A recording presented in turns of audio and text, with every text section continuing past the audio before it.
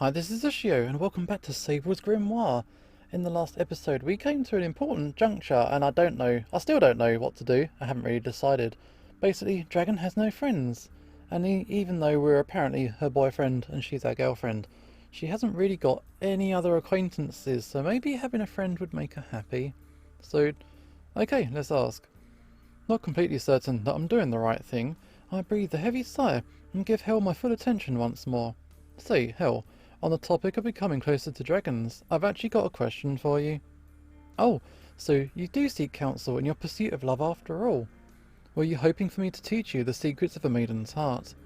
Or perhaps you'd like me to teach the dragon girl a thing or two in order to make your lights together more interesting? Okay, I'm starting to regret this already.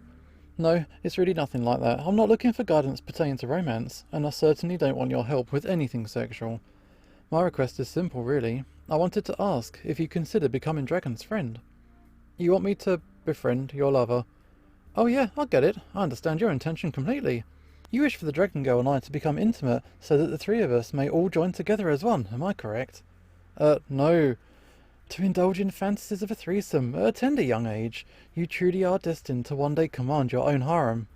I am honoured to be one of your chosen concubines. I don't want concubines. I'm asking you to be a friend. Yeah, I understand. You don't want us to become intimate until after you've had your way with each of us in turn. Worry not, I shall begin to earn the Dragon Girl's favour immediately, but I will not go so far as to bed her until you have given me the green light. I don't want you bedding anyone. All I asked for was... Hel. Uh-oh. Before I can rescind my offer, Hel has disappeared from my sight, likely to make good on her offer to begin earning Dragon's favour. Despite my many concerns, I ultimately decide not to give chase. Oh, forget it. Hel said she wouldn't go too far without my approval, and Dragon is perfectly capable of sticking up for herself. I got a bad feeling about this, but it's not like tragedy is going to strike just because those two decided to talk. For now, I'll just let those two do their own thing, and if either one of them seems like they're going to do something outrageous, then I'll step in. Hopefully, that will turn out okay. Following a rather mundane lesson, most of which goes in one ear and straight out of the other, I look around the room as my thoughts continue to centre around Dragon's inability to make friends. Even amongst my classmates, the students in my grade, who I should know best of all, I'm having a hard time thinking of anyone who would be a suitable friend for Dragon. With Head out of the way, the only classmates of mine under consideration are Eth, Ray, and Leisha. Given that Eth and Leisha have both displayed a fear of dragons in the past, the only person remaining who I can think of is Ray. I ditched the idea of having Ray befriend Dragon earlier out of consideration for Eth. It would be hard for Ray to be friends with a dragon when she's always joined at the hip with a mandragora after all. But if there's one candidate who sticks out above all others, it's clearly Ray, and it wouldn't be right of me to overlook her simply because of her other connections. Should I try to convince Ray to befriend Dragon? I guess so. Let's get everybody in here. Yeah, let's do it. If anyone's gonna go along with this, it's Ray. I get up from my seat and begin to walk toward Ray's usual spot. Before I can do so, Ray barrels down the stairs, clearly in a hurry. Ray, hold on a sec. I was hoping to... Sorry, Sable. No time to spare. Walk and talk, or leave it till later. Oh, she wants her food, doesn't she? Playing along with Ray's peculiar sense of urgency, I follow her into the hallway as she quickly puts distance between herself and the classroom. Even though I'm right behind her, Ray doesn't glance back or speak to me at all. She seems to be completely focused on the task at hand. Ray, where are we going exactly? What's the rush? If you head into the cafeteria, you should realise by now that you don't have to be the first person there in order to be served. Ray stops walking for a moment and turns to face me with a look of utter disbelief on her face. What? The cafeteria? Why would I be going there? You're not going there? Of course I'm not. I don't spend all my free time in there begging for food, you know. So you really have resorted to begging. Okay then, if you're not going there, where are you going? Isn't it obvious? I'm headed to the home economics classroom. If you get there quick enough, they usually have some leftovers from the class that just ended. So it is about food after all. Why am I not surprised?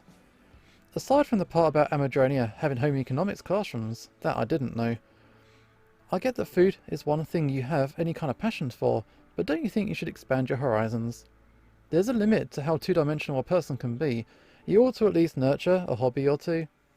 Hobbies don't fill my stomach, dude. So take up a hobby involving food preparation. This academy probably has clubs for that kind of stuff, right?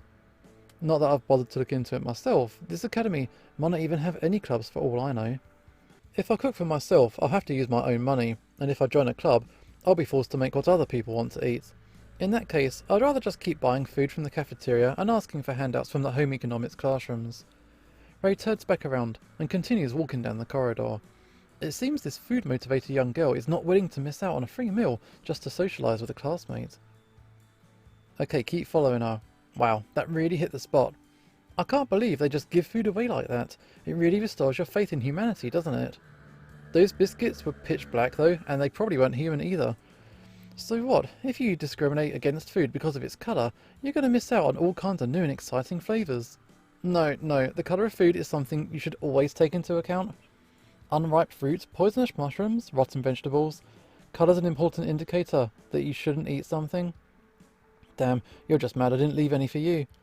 Whatever, Ray's stomach is going to punish her even if I don't. So, what was it you wanted to talk to me about? Or did you actually just want to watch my butt while I walked ahead of you? I assure you, I've got no interest whatsoever in looking at your butt. It's okay, you don't need to hide it. Even if you take a peek, I won't tell your girlfriend. But no touching, okay? If you do that, my silence won't be free. So, speaking of my girlfriend, you're not going to retort. If there's one thing I've learned from my interactions with this girl, it's that taking things she says seriously is a waste of time. Ignoring Ray's question, I'll continue. Speaking of Dragon, she's actually the one I was hoping to talk to you about. Oh, alright then. What's up? You need some advice from a love guru? No, I already spoke to Hel. You asked her for advice instead of me. Traitor, how could you? I didn't ask her for advice, and I'm not asking you either. I just want to ask if you consider becoming Dragon's friend, nothing more or less. Oh, right. Well, come to think of it, I did hear that you were going around asking people to be her friend. You did. Yeah, people have been talking about it all morning. If I were that dragon girl, I'd be super embarrassed right now. Oh, really? Maybe I did overstep after all. Oh, relax, I'm sure she won't see it that way. Besides, even if I was embarrassed, I'd still be happy to hear that you'd go that far for my sake. If I was your girlfriend, I mean, you know, hypothetically. Thanks, Ray, but I think you might be right. Even if I want Dragon to be happy, trying to choose friends for her isn't the way to do it. I just need to accept that this is something for her to decide, not me. I can support her, but it's not my place to take charge. Careful, Sable, you're almost starting to sound like you understand women. Of course, if you ever do want to understand the fairer sex, you know who to call. I'll be glad to help my romantically challenged friend at any time. Thanks, I think. But that still leaves Hel. Never mind. Discouraged by my last conversation, I decide to ask one more person before throwing in the towel. While I'm not confident that I'm going to be successful, I do believe that I will at least have more luck than my previous attempts. Jory and Dragon don't exactly match up in terms of personality, but considering my mysterious Sina's maturity and friendly nature, she might just be my best bet. She's the senior student, and also a participant in the hunt. If any of my acquaintances are likely to have dealt with someone similar to Dragon in the past, it would be her. Reassuring myself thusly, I walked into the library and head straight for the counter. Like usual, the library is relatively empty. There are a few students around, but they're all spread out around the library, reading silently. The only ones showing any sign of movement are myself, and of course... Oh, morning, Sable. Jory, the librarian. Yo, busy day? We got more students in here right now than usual, but it's still far from being busy. Believe me, when it's busy in here you'll know it. You can barely get through the door when it's time for exams. Even though most senior students can use Terminal, I think you'll find that using that particular spell isn't ideal when you're studying. It's helpful for looking up materials now and then, but if you're going to be staring at the display for hours on end, scarcely blinking, you'll wind up in a world of pain. Oh, eye strain. It's the same in human society. Even when computers are readily available, there are still people who prefer to read from physical ink and paper books. Well, it's their loss. I'll take the convenience of Terminal over the comfort of paper any day. If that's how you feel, then why are you here? You come here an awful lot for someone who has no preference for physical books. Maybe I came here to visit my favourite senior. Yeah, careful, Sable. You can get yourself into a lot of trouble by sweet-talking others like that. I'll have you know that my species have a tendency to eat our mates, so if you aren't prepared to stare death in the face, you better rethink your approach. Oh, wow, okay then. Anyway, that's not really why I came. I figured. What can I help you with? Do you require my assistance in locating a particular book which is yet to be digitized? No, not this time. Today, I've actually come for you. Sable, didn't we just... No, not like that. See, I've got this friend, and I'm pretty sure I've told you about her before. There's this girl in my grade, half dragon, half human. Oh, the half dragon girl. Yeah, I remember you telling me about her, or rather, I wouldn't soon forget something like that. What about her? Does she need help? Kind of, though I probably shouldn't put it quite like that. See, the thing about Dragon is that she's kind of... yeah, she doesn't have any friends. I can see why it can't be easy for an apex predator like her. That's an odd thing to call her. Still, it's not like you're wrong. Dragons have been fabled to eat all manner of creatures, all of which are considered apex predators themselves. If humans are considered to be top of the food chain, then dragons are above even that pinnacle. Well, if you understand that, then surely you can see why she's having a hard time making friends. To the students of this academy, dragons are in existence even more frightening than human beings. At least human beings are weak, fleshy beings, with little aptitude for magic. Dragons, on the other hand. Yeah, I know, believe me, I thought about it. Which is why I've come here today. I wanted to consult you about Dragon's situation. Specifically, I was hoping that you would consider becoming a friend. You want me to befriend a dragon? Is this a joke? No. A dragon. Yes. You want me to befriend a dragon? Technically she's half, but yeah, basically. Sable, you must be out of your mind. Oh come on, I know she's half dragon, but she's also half human. It's not like Dragon's gonna eat you, or attack you. That's not the problem, Sable. Then what is it? I don't even know where to begin. Jory takes a few deep breaths as she thinks about how to respond to my question. Sable, setting aside for a moment the matter that you're trying to find friends for this girl, why do you suppose that she's having such trouble making friends in the first place? Oh, didn't we already... Not her race, Sable. Think beyond that. If her race were the only problem, this matter would have been resolved by now.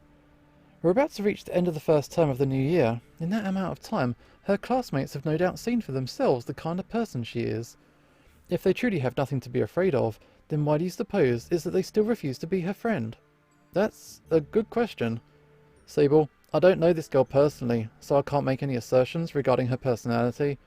But given what you've told me, however, I, as an impartial third party, have come to the following conclusions.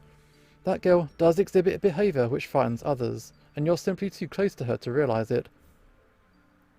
I mean, yeah, she can be a bit scary. She does joke about burning stuff as well. Okay, taking Jolly's words to heart, I return to my classroom for my final lesson of the day. Even though I'm physically present, my mind is naturally far away, not due to the subject matter being discussed, but as a result of my attempt to find the friends for Dragon. I hate to think that Dragon's personality really is a factor here, but I can't deny what Jory said. We might be spending more time together lately, but Dragon and I are still separated most of the time. I have no clue how she acts when I'm not around. For all I know, she could be burying her fangs at her classmates, perhaps without even realising it, or making jokes that are in poor taste.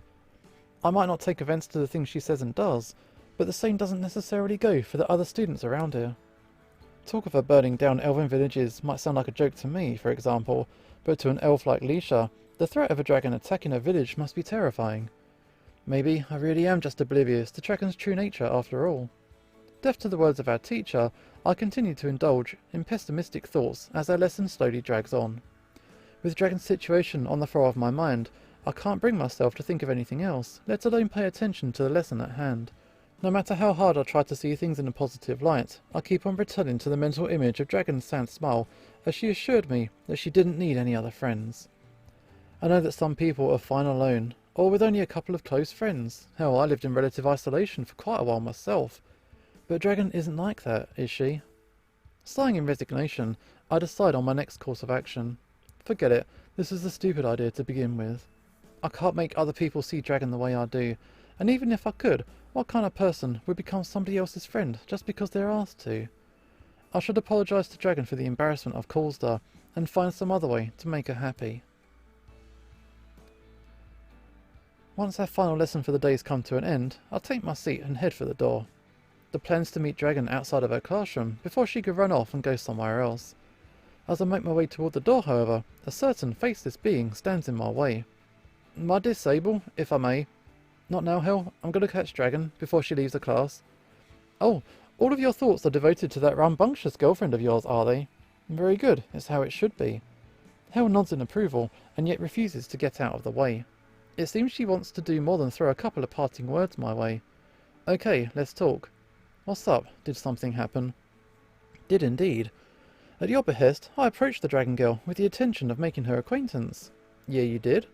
How did it go? Did the two of you hit it off? I'm afraid that it did not go well.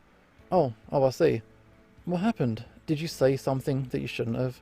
No, nothing like that. It's just what? Hel pauses for a moment, thinking over her words. After a few seconds, she suddenly begins to shake, as if trying to contain her emotions. Sable, it's terrible. That girl did not break my illusion. She ordered it off completely, and with such ease. I could not show her my lovely face in the slightest. If I didn't know any better, I'd say that she's completely immune to my charms altogether. Yeah, dragons are kinda crazy like that. Why were you even trying to manipulate dragon senses to begin with? I know that she acts like an airhead, but dragon's frightfully powerful. There's no way she'd fall for your petty tricks. Petty? You would call my masterful illusions petty tricks? No, perhaps you're right. You broke free of my illusions with ease. The Dragon Girl warded them off effortlessly. It might be just as you say. My illusions are nothing more than parlour tricks, useful only for entertaining the common folk. Hell, you know I didn't mean it like that. I'm just saying that compared to a dragon... No, it's fine. You needn't retract your words, my dear. You're right. Against someone of her calibre, I'm but a leaf dancing around in the wind. I'm sorry, my love, but against someone like her, I simply cannot compare. If she's to become the centrepiece of your harem, then I must regretfully retract my offer to become your concubine. I wish you both the best of luck. Incomprehensible as ever, Hel walks away with her head lowered and her gaze likely fixed on the floor. It seems the shock of finding someone who's completely immune to her magic was too much for her to bear. Wow, even Hel won't be Dragon's friend. I was so sure that if anyone could see past Dragon's race, it was her. Oh well, I'm thankful that Hel was at least willing to try, but in the end, my efforts have been for nothing after all. Maybe it's for the best. The last thing I need is for Hel to start putting weird ideas into Dragon's head. Postponed slightly by my encounter with Hel, I finally make my way to Dragon's classroom. After waiting around the entrance for a while, however, and even peering inside, I'm unable to catch so much as a glimpse of her figure. It would seem that Dragon's already long gone. Damn, I must have missed her. This is what I get for sticking around the classroom for so long. I should have insisted that Hel and I spoke while walking instead. Oh well, nothing I can do about it now. I guess I'll be searching the academy after all. Breathing a sigh of regret, I turn away from the classroom and head toward the exit leading to the courtyard. Before I can take another step, however, I once again find myself face to face with my other acquaintance in Class 1D. Oh, hey Nam. That's twice in one day we've met out here. People are going to think I'm stalking you. Save the jokes, there's something you gotta hear. Responding without an ounce of humour or amusement in his voice, Nam stares at me with a stern expression on his face as he begins to speak. I don't know what you've been saying to people exactly, but your attempts to find friends for the girl have backfired. The Dragon Girl has been teased relentlessly by her classmates all morning. Nam's words wiped the smile off my face in a heartbeat. While I did realise all too late that my efforts might instead cause embarrassment for Dragon, the thought of her classmates teasing her like this never crossed my mind. Who would antagonise someone they're deathly afraid of? What kind of person would tease a dragon of all creatures? Unfortunately, it seems Jory was correct. Fear is not the only thing that has kept others from befriending Dragon. Dragon getting teased by the classmates? You're saying that this has to do with my attempt to find her friends? Yeah, I should think so. While I have no interest in the gossiping of young women, particularly demi-human women, the main theme seemed to be how pathetic it is that the Dragon Girl would use her boyfriend to find friends for her. Oh no. How did Dragon take it? Not well. She left the classroom before the lesson even began. Some of the students from class went to apologise to her, but it seems that the Dragon Girl was not in her dorm room. I see. I hang my head as feelings of guilt begin to assault me from every angle. First, I ignored Dragon's wishes, I didn't listen to her words at all, and decided that I'll go find her friends even when she claimed that she was fine. Next, I embarrassed her by following through on my word. I went around asking people on her behalf, as if she was incapable of doing so herself. Finally, I caused Dragon's own classmates to mock her to the point where she actually left class. It seems like today, over and over again, I've done nothing but cause Dragon trouble. Thanks for telling me, Nam. It sounds like I better go find her and apologise for one more thing than I'd already planned to. Do you know where to find her? The girl has wings. It's quite possible that she's no longer on campus. Regretfully, I shake my head. I've got no idea why she might have gone, and if she's left campus, then there's no way I can find her. On the other hand, if she's still somewhere on the academy grounds, I'm confident that I'll be able to track her down. Oh, with tracking magic, like you used during your first hunt? Yeah, that's right. I'll see you later, Naim. Thanks for everything. You're welcome. While I might not care for the Dragon Girl myself, it's clear that you do. So long as this remains the case, I'll do what I can. After waving goodbye to Naim, I begin to make my way around campus as I search for Dragon. I intermittently use tracking magic with a small area of effect as I sort through the numerous life forms caught in my net. While tracking magic proved useful in the forest, where the only magic users around were myself, Dragon and Coco, this academy is a completely different matter. Every single student and teacher here can use magic. Furthermore, there are hundreds of students around, and very odd readings from underneath the academy. Nonetheless, I continue my search, going from building to building. I search every inch of the academy until finally... She's here? No, that can't be right. I wind up standing in front of my own dorm room. Contrary to my rational thoughts, all of which tell me that Dragon couldn't possibly be inside of my dorm room, I'm quickly proven wrong. Sitting on the edge of my bed, kicking her legs back and forth while casting her eyes toward the door is Dragon. The moment I close the door, Dragon lifts her gaze and shudders slightly. With a surprised expression on her face, Dragon jumps to her feet and then hurries toward me in a fluster. Sable, what are you doing here?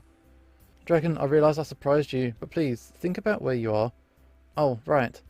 I came to your dorm room to make sure that we'd meet, without anybody else getting in the way. I shouldn't be surprised to find you here. Damn right. If anyone should be surprised here, it's me. How did you even get in here? These rooms are supposed to have state-of-the-art security designed to... No, wait, forget I asked. Terms like state-of-the-art mean nothing when the other party's a dragon, do they? Yeah, now you're getting it.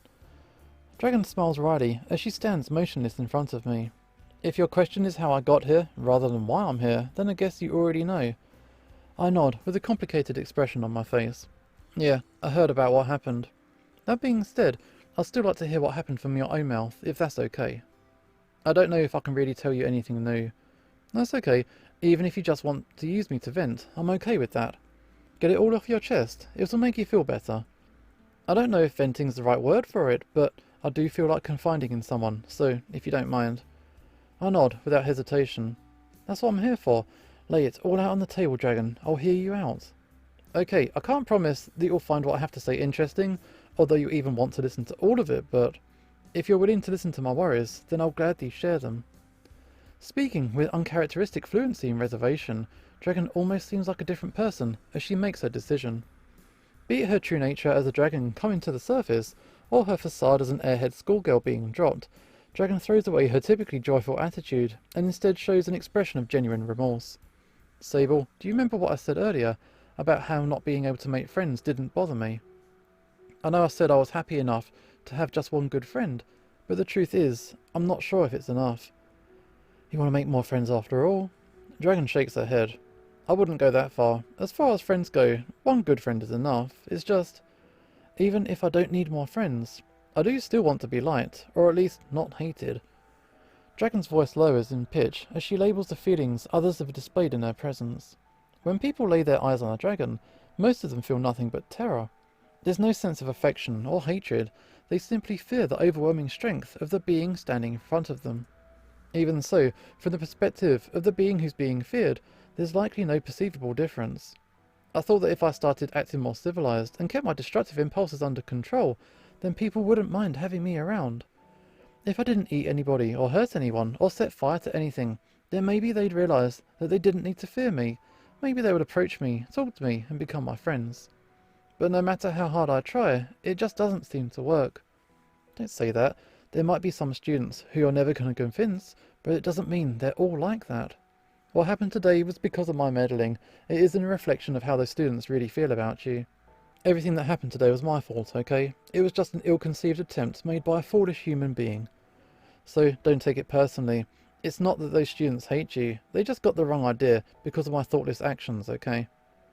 In response to my attempt to take the blame for what happened today, Dragon shakes her head in denial. You're wrong, Sable. What you did today didn't cause this.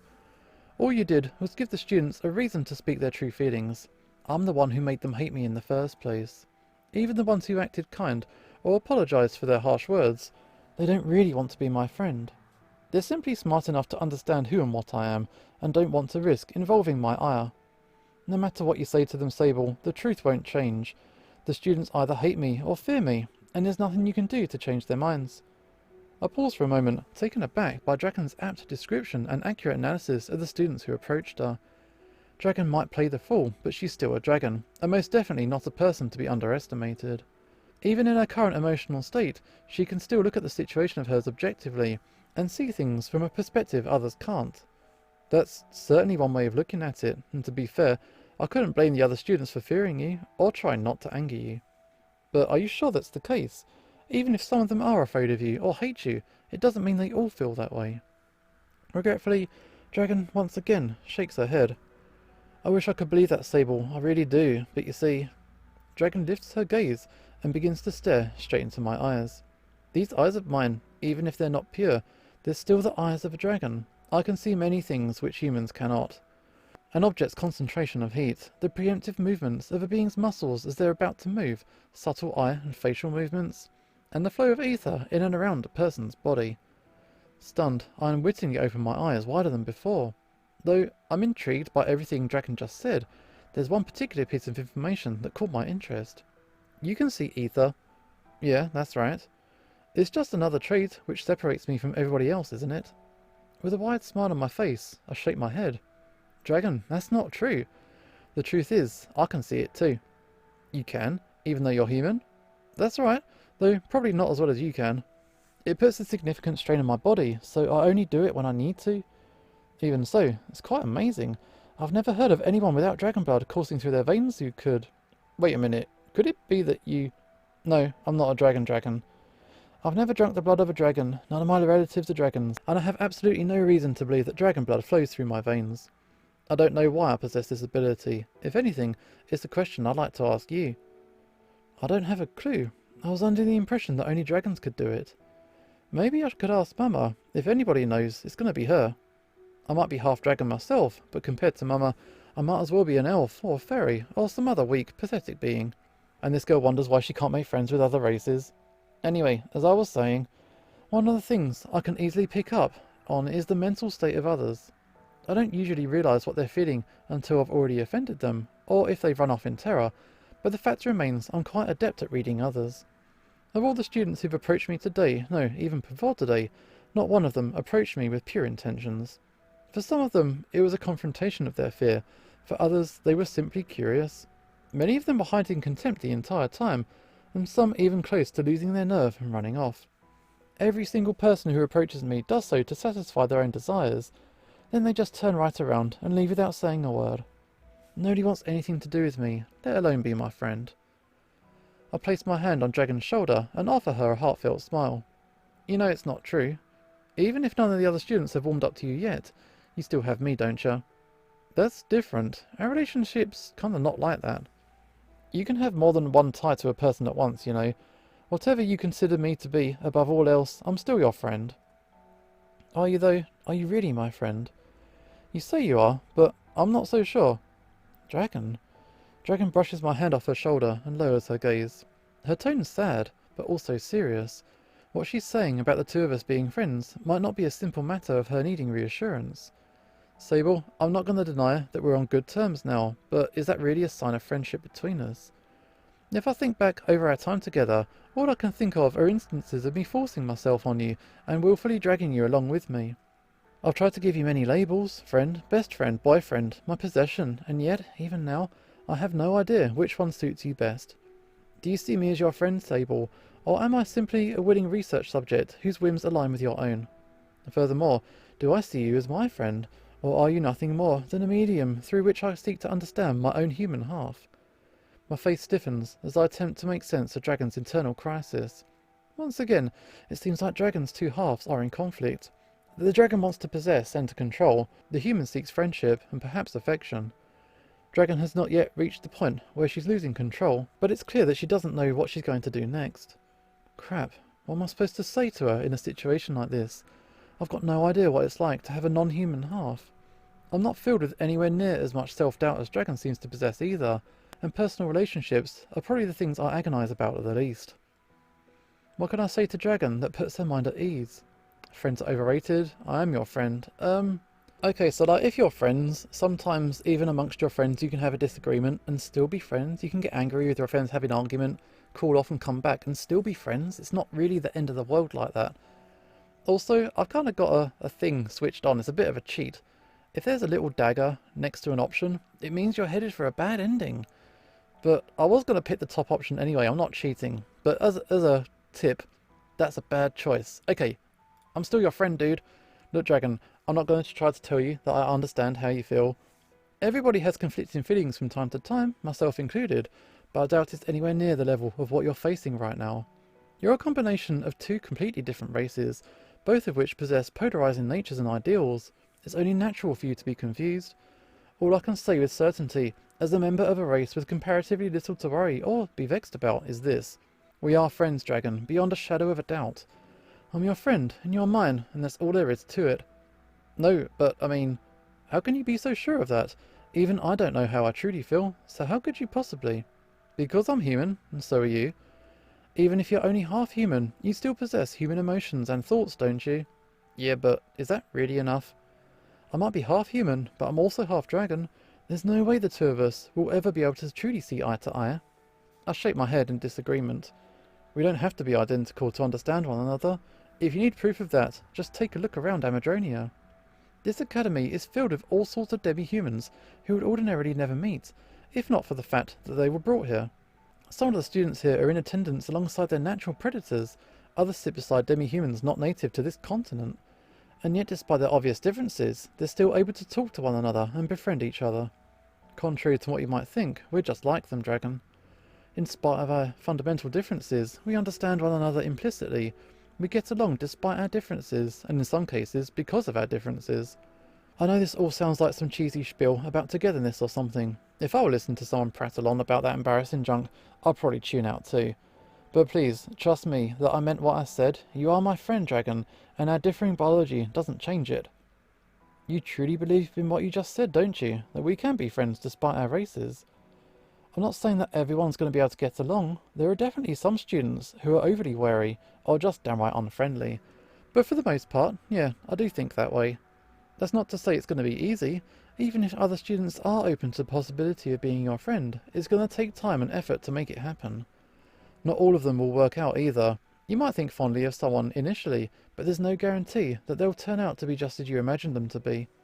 Even so, if you're willing to give this another shot, I'm sure that it will only be a matter of time before you're surrounded by people who want to be your friends.